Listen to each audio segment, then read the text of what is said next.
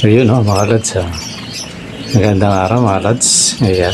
Siguro bukas na yung ating raffle. Kaya ngayon itong araw na to close na. Wala nang sabihin wala nang papasok na iba. Kung sino lang yung nailista ko, yun na yun mga lods. Kaya comment lang kayo ng comment. Bukas ay i-raffle na natin ang ating mga parapol na natin ating mga kits. Let it bang, bang. Ayun mga lods, ang gaganda ng ating mga kits. Totally yan yung nandyan yung mga pamimigay ko sa inyo. Yan, mga opaline or may or pa pero puro opaline yan, tapos mga dominant yung iba siguro. Yan. Ngayon, kung maibigay natin mga lods yung apat na mananalo siguro o tatlo natigdala dalawang pares. Pero kung ako lang mas maganda apat na apat na yung yung pang-apat doon, baka yun yung yung sa may mystery word ganoon na lang. Kaya yan mga lods, sa araw na to stop na yung kasi araw-araw yung isang linggo na yon nililista ko yung masipag mag-comment araw-araw kumbaga sa klase 7 days complete attendance yan, parang ganon. Ngayon yung mga huli ng na yun, siyempre kung last day lang nag-comment hindi na yun, naililista yun, pero hindi na siguro ganun pag tinanalyze ko yun maalis sila, kasi pagbabasihan ko rito yung tuloy-tuloy na nag-comment mga lods. Kaya pero kung nasa 3 days pa lang yun, pasok yun 4 days, pero yung last day na na siguro yun, siguro sa mga susunod na parapol natin na lang kayo sumali mga lods. Kasi kaya ako gusto ko sanang maipamigay na lahat tong totally yun yun yung dinonate sa atin mga lods na ibon. Ngayon nasa aking kapangyarihan naman yun kung bebenta ko ba o para raffle ko, diba kasi kung peperahin ko yan mga lods, meron dito sa amin although bandang bayan yun tinuro sa akin siya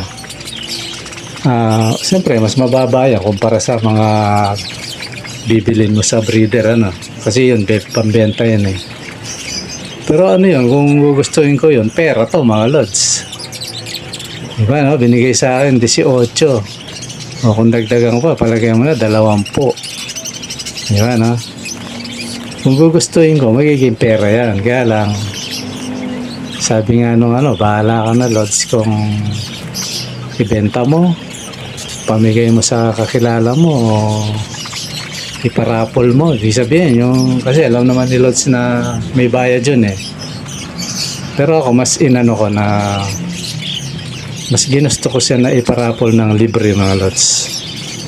Ayan, para matibag natin yung yung tawag nito, yung mga baser na bugos daw yan. So ngayon, pasensya na yung nagsasabing ganon dahil natitrace ko naman sila. Tinandaan ko kasi yung mga yun so pasensya na kayo kung bugos to, wala kayong pag-asang manalo dito. Ayan, ganon lang yan. Siguro pagdating ng araw na hindi lang yan ang pamimigay natin mga lods. Huwag niyong kakalimutan mga lods pagdating ng araw, pag nagparapol tayo may kasamang kulungan yan. Hindi ko kakalimutan yun, bukod pa sa mga ganito mga lods. Kaya huwag kayong magsawang mag-comment, manood, dahil pagdating ng araw yan, sana pala rin baka hindi lang ibon ang pamigay natin mga lods. So yun, iwan na natin yun. Tapos ito pa pala mga lods, ulitin ko yan pag diniliver sa inyo yan, sagot nyo yung pamasahe. Ngayon kung makausap ko yung rider, mag-a-apply pa naman ng ng ibang trabaho, baka hindi na siya maglalamove. sagot niyo yung ano. Ayun, titingnan ko rin. Baka makausap ko mamaya. Ano yan, gawin natin. Mag-send, pag kung sino man yung manalo, mag-send kayo ng ano sa Gcash. Pambayad sa rider. Para ano, makamenos tayo sa panahon. Diba, no? Mga oras. Tsaka para yung rider din, tuloy-tuloy ang takbo niya. Diba, no? Hindi na sa waiting na magabang pa ng ano, tuloy-tuloy. Sana wag namang magkakalayo yung mananalo, ano. So, ibig sabihin, para walang abala, tuloy-tuloy lang niya i-deliver. Hindi rin siya nag-aalala na mag-aantay doon, walang magre-receive pala kasi nangyari na yun eh. So, ganun mga lods, i-send nyo yung bayad sa Gcash, yung pamasahe, kung magkano man yung pamasahe sa lugar nyo. Ngayon, i-deliver yun. Kung wala kayo, i-abilin nyo na lang kung sino yung magre-receive. Kasi pinipicturean naman ni, ano yan, pinapapicturean ko. Sinesend niya sa akin, katunayan na, na-receive yung diniliver niya mga lods. Ayan malinaw mga lods, para ano. Tapos ano na rin, kung ma-receive niya mga lods, maganda, bigyan yung tip yan. Diba, no? Okay, sama nyo na dun sa, ano, dun sa isesend nyo sa Gcash. Para laging, ano, pag kinokontak natin itong nagdi-deliver sa atin, masipag siyang mag-deliver mga lots. Kaysa sa kukuha tayo ng ano, minsan ano tatagain pa tayo mga lots. Ito, mabait to. Kung ano lang talaga yung ano, yun lang sinisingil niya. Kaya lang minsan nababaitan sa kanya yung mga ano, bibigyan siya tip. So gano'n na lang mga lots para malinaw. So yan, bukas siguro ano na, sana may raffle ko na. Nilakad kasi ako ngayon mga lods. Kaya siguro bukas na umaga gagawa na ako ng ano. Yun nga. Kasi hindi naman biro yun mga lods. Magbibideo ka. Yan, parang yung video na yan. Gagawa ka ng ganyan. Tapos i-arrange mo yung mga pangalan. Kung sino talaga yung kasali. Pero huwag kayong magalala, halos kasali lahat. Tapos ano, i-arrange mo yun. Kaya ano mga lods, itong araw na to, ilagay nyo na yung mga ano nyo. Pag nag-comment kayo, ilagay nyo na yung mga address nyo. Hindi naman address, location lang. Kasi kukontakin naman kayo ng ano pag nanalo kayo, kakausapin ko naman kayo. Para i-arrange ko na kasi iba walang walang location. Ilagay nyo yung location nyo mga lods. Sabihin mo, ako si Pedro Penduco from Cubao, Quezon City. Ayun, ganun lang para ano. Last na ano na yan. Tapos bukas bola na natin to mga lods. Ayun, good luck sa mga mananalo, mga idol. Ito, libre lang. Pamasahe lang ang ano nyo. Ngayon, sa mystery reward, siguro yun yung pang-apat. Ano ba ang maganda? Raffle na rin. Siguro ako na yung bahala magbigay kung kanino ko pwedeng ibigay yun. Yung pang-apat. Diba, no? Kasi may nakita ako masipag talaga to eh.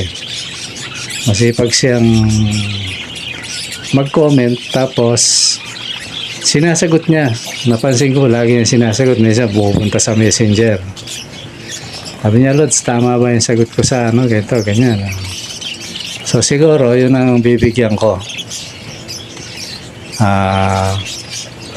Hindi ko lang kung ihahayag ko pa o hindi na siguro. Siguro maganda sabihin ko na rin para i-award din natin kasi talaga naman pinamimigay natin tong mga ibon na to. Ngayon sa susunod na natin mga lods, titingnan ko kung magbabawas pa ako kasi aalisin ko, sumobrang dami na ng opaline ko. Aalisin ko yun. Aalisin ko ngayon kung meron pa magpaparapol pa rin ako o kaya may libre, merong may bayad, yan na lang. Kasi kung bibigay ko to, bali 16 to 16 na ibon to. So dala-dalawang pares ang ibibigay ko sa mananalo.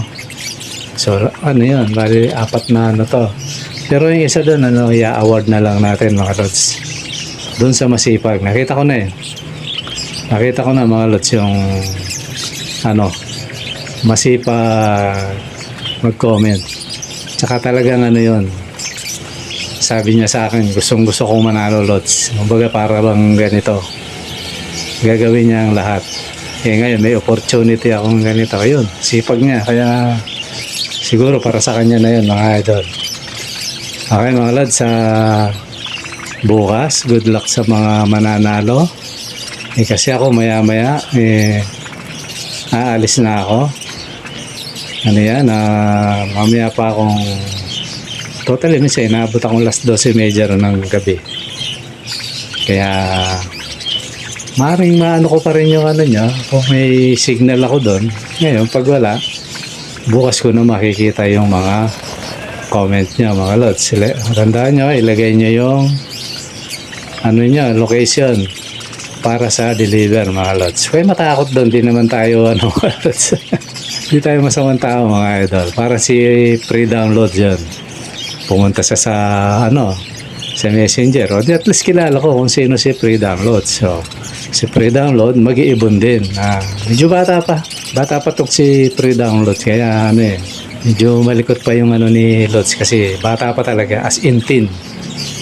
O teen ba? O bakit 20 na rin si Lods. Ayun doon sa nakita kong ano niya, account niya. So yung ganun lang mga lods, kaya matakot na ano, kasi ito naman channel na to, friendly channel to mga lods. Hindi naman tayo bardagulan dito mga idol. Dito puro entertainment, yan, patawa minsan, tapos yung konting ano, knowledge sa pag-iibon, yan, history ng ibon. Ganun lang mga idol. Okay mga lods, siguro ganito muna at maraming salamat at good luck bukas sa mga mananalo. Okay mga lods, bye bye.